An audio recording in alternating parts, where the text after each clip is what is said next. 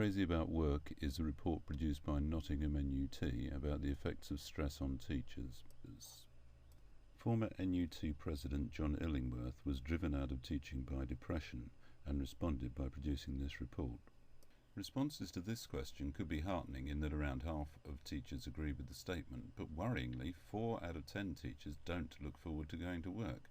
Bearing in mind that teaching is still thought of as a vocation, one might have expected more teachers to agree.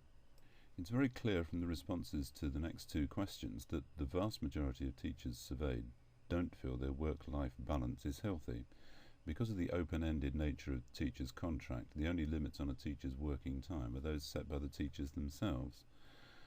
Teachers may have difficulty in setting such limits, particularly if they're placed under unreasonable pressure through unmanageable workload. In teaching, there are always other things that could be done to help children succeed, and the job is never completed. In these circumstances, the most conscientious teachers may be those who find it hardest to establish a healthy work-life balance. Employers must do more to help teachers set reasonable limits on their working hours. In practice, this will require the local authority to issue firm guidance to head teachers and governors. Governors of academies, voluntary aided, independent and foundation schools will also need to take account of their duty of care as employers. It cannot be healthy that around 4 out of 5 teachers worry about completing work tasks, even allowing for the fact that employees in other occupations must worry about meeting work demands. The fact that so many teachers agree with the statement suggests there is some work overload for teachers, and it does seem that the number of tasks which teachers are expected to complete is on the increase or changing. Some administrative tasks historically carried out by teachers have been removed because of workforce remodelling, only to be replaced by new activities.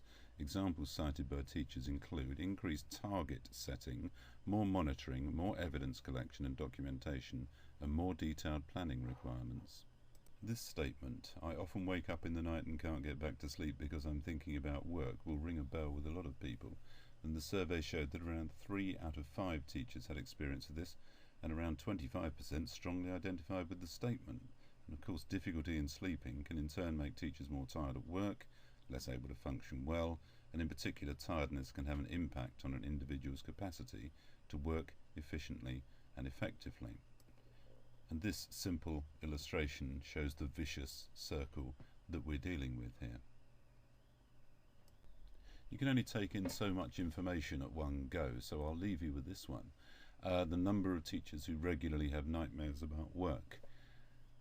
It's self-explanatory. It's a significant minority of teachers. You can download the full report from the West Sussex Teachers Association website. The easiest way to do that is to type it into Google and search that way. The thing to do then is to get your head teacher and governors to conduct a survey of the teachers in your school, and then start to do something about the levels of stress which are causing the problem.